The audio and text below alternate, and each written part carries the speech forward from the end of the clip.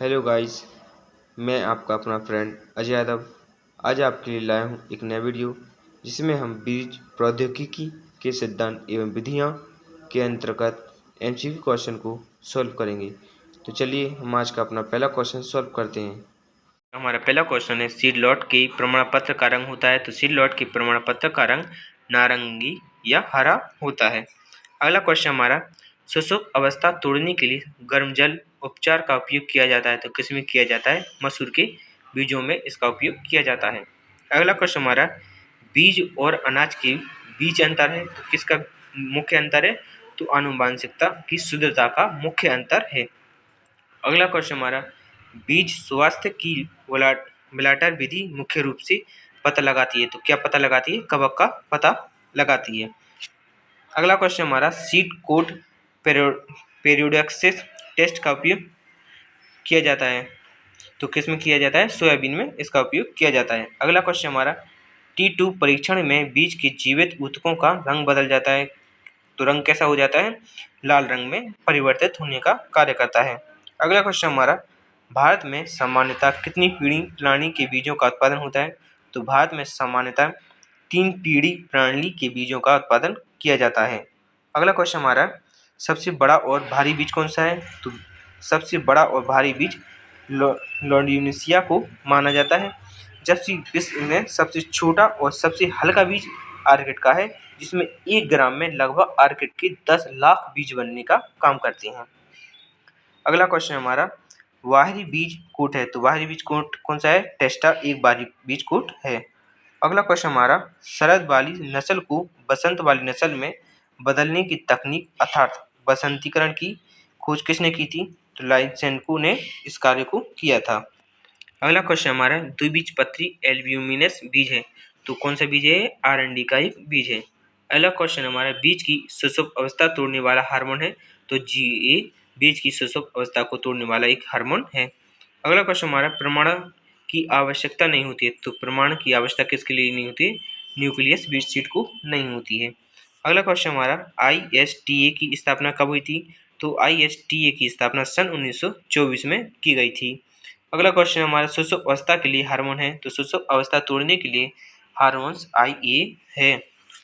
अगला क्वेश्चन हमारा, फाइटोक्रोम की खोज किसने की थी? तो फाइटोक्रोम की खोज गर्नर और एलार्ड ने की थी। अगला क्वेश्चन हमारा, एसडीपी पुष्पन को प्रेरित करता है। तो कौन प्रेरित करता है? सी के प्रेरित करने का कार्य करता है। अगला क्वेश्चन हमारा, फाइटोक्रोम का उपयोग होता है। तो फाइटोक्रोम का उपयोग बीज अंकुरण में, बाष्पोत्सर्जन में, पुष्पन में, तीनों में किया जाता है।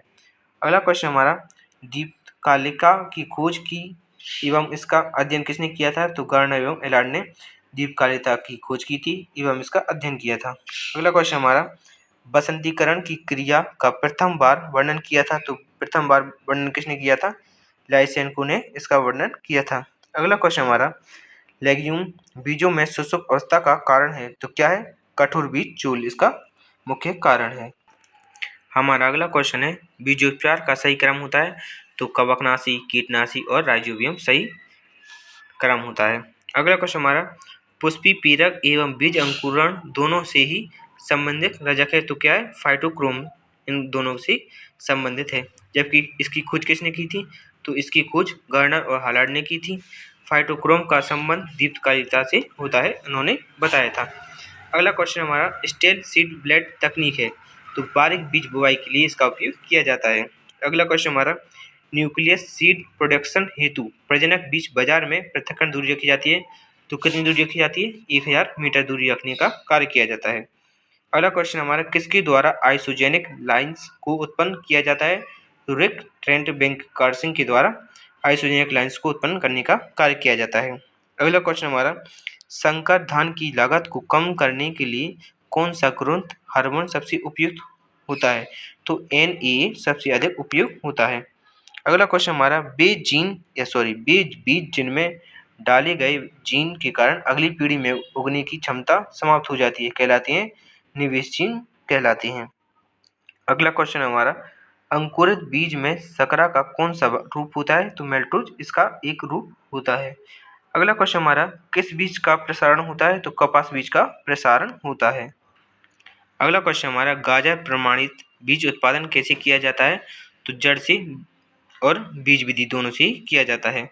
अगला क्वेश्चन हमारा फास्फोरस की कमी से किस प्रक्रिया में देरी होती है? तो पुष्पन की या कुसुमित की क्रिया में देरी हो जाती है।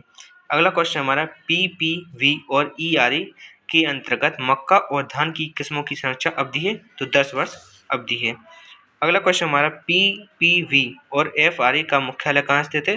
तो नई दिल्ली में इसका मुख्यालय स्थित है। अगला क्वेश्चन हमारा किस वर्ष GM फसल उत्पादित की गई थी? तो 1982 में GM फसल उत्पादित की गई थी। अगला क्वेश्चन हमारा UPOV कहाँ स्थित है? तो UPOV जिनेवा में स्थित है। अगला क्वेश्चन हमारा समान आकार के बीजों को किसके द्वारा अलग किया जा सकता है? तो स्पाइरल सरपैक्टर के द्वारा अलग किया जा सकता है। अगला क्वेश्चन हमारा बीज निष्कर्षण की क्षार विधि में किस रसायन का उपयोग किया जाता है? तो सोडियम बाइकार्बोनेट का उपयोग किया जाता है। अगला क्वेश्चन हमारा अकार्बनिक सॉल्ट में बीजों का भिगोना कहा जाता है? तो होमोप्रीमिंग कहलाती है। अगला क्वेश्चन हमारा गहरी परत में इसकी उपस्थिति के कारण प्रसुप्ति कहलाती है। तो क्या कहलाती है? प्रमोदित प्रसुप्ति कहलाती है। अगला क्वेश्चन हमारा आधार बीज के उत्पादन की शुरुआत सर्वप्रथम किसने की थी? तो JW रॉबर्टसन ने इसकी सर्वप्रथम शुरुआत की थी। अगला क्वेश्चन हमारा विश्व बैंक की सहायता से NSP की शुरुआत कब की गई थी? तो विश्व बैंक की सहायता से NSP की शुरुआत 1974 में की गई थी। अगला क्वेश्चन हमारा बीज अधिनियम पारित हुआ था? तो बीज अधिनियम सन 29 दिसंबर 1966 में पारित किया गया था। अगला क्वेश्चन हमारा बीज अधिनियम लागू हुआ था? तो बीज अधिनियम 2 अक्टूबर 1969 में लागू किया गया था। अगला क्वेश्चन हमारा बीज नियंत्रण आदेश पारित हुआ था? तो बीज नियंत्रण आदेश 1983 में पारित किया गया था। अगला क्वेश्चन हमारा बीज नियम लागू हुआ था? तो बीज नियम लागू 1968 में हुआ था, जबकि बीज विधेयक लागू हुआ था तो यह 2004 में लागू किया गया था। अगला क्वेश्चन हमारा बीज अधिनियम में कितने भाग होते हैं? तो बीज अधिनियम में 11 भाग होते हैं। क्या आपको पता है कि 1 हेक्टेयर में कितनी भूमि एकड़ होती है? तो 1 हेक्टेयर में 2.47 एकड़ भूमि होती है। अगला क्वेश्चन हमारा बीज परीक्षण की हस्तपुस्तिका द्वारा लिखी हुई है? तो फ्रेडरिक नोबी के द्वारा यह पुस्तिका लिखी गई है। एशिया का सबसे बड़ा सीड फार्म या बीज फार्म कहाँ पर स्थित है?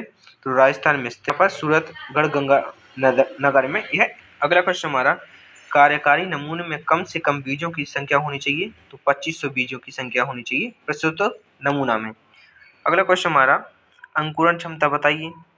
तो जो चना गेहूं में 85% अंकुरण क्षमता होनी चाहिए, ज्वार तिल में 80% होनी चाहिए, बाजरा अरहर में 75% होने चाहिए, जबकि सोयाबीन सूरजमुखी में 70% होनी चाहिए और कपास में 65%, मक्का में 90% अंकुरण क्षमता होनी चाहिए। हमारा अगला क्वेश्चन है PPUFRE का फुल फॉर्म क्या है? तो protection of plant variety for right act है। अगला क्वेश्चन हमारा तेलीय फसलों की अंकुरण क्षमता कितनी होनी चाहिए? तो तेलीय फसलों की अंकुरण क्षमता 70% होनी चाहिए, दलहनी फसलों में अंकुरण क्षमता 75% होनी चाहिए और सब्जियों में 60% या और कम भी होना चाहिए। अगला क्वेश्चन हमारा PPVFRE क्या है? तो अधिनियम के तहत एक प्रजनक कृषि फसलों में अपनी किस्म के लिए कितने वर्षों तक सुरक्षा प्राप्त कर सकता है? तो 15 वर्षों तक यह कार्य कर सकता है, जो 2001 का अधिनियम है। अगला क्वेश्चन हमारा पृथक्करण की दूरी कितनी रखनी चाहिए? तो प्रमाणित बीज और आधार बीज में हम बताएंगे। तो संकुल मक्का में प्रमाणित बीज में 200 मीटर रखनी चाहिए, जबकि आधार बीज प्राप्त करने के लिए हम 400 मीटर दूरी रखने का काम करते हैं। और संकर मक्का में, यहाँ संकुल मक्का था अब संकर मक्का है, तो संकर मक्का में प्रमाणित बीज प्राप्त करने के लिए 300 मीटर की दूरी रखते हैं और आधार बीज में 600 मीटर दूरी रखने का काम करते हैं। जबकि ज्वार में प्रमाणित बीज प्राप्त करने के लिए हम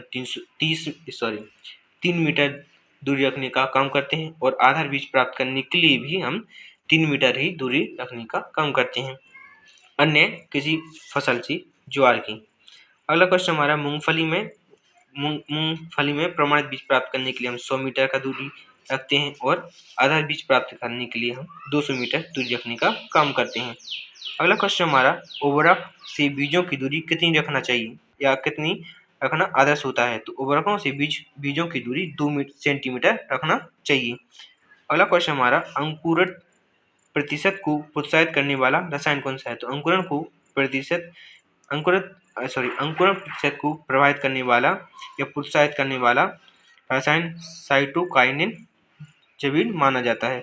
अगला क्वेश्चन हमारा, बीज उपचार के लिए कौन सा यंत्र का उपयोग करते हैं? तो राट्री डास्टर का उपयोग किया जाता है। अगला क्वेश्चन हमारा, अंकुरण प्रतिशतता ज्ञात करने का सूत्र क्या है? तो अंकुरण प्रतिशतता ज्ञात करने के लिए हम अंकुरित बीजों की संख्या अपन बोए गए बीजों की संख्या गुणे 100 रखकर अंकुरित बीजों की प्रतिशतता को ज्ञात किया जा सकता है। तो आज के लिए इतना ही, हम मिलेंगे अपनी अगली वीडियो में। तो वीडियो को लाइक कीजिए, दोस्तों को शेयर कीजिए और चैनल को सब्सक्राइब कीजिए ताकि हमारा वीडियो सबसे पहले आप तक पहुंच सके। Thank you for watching my video.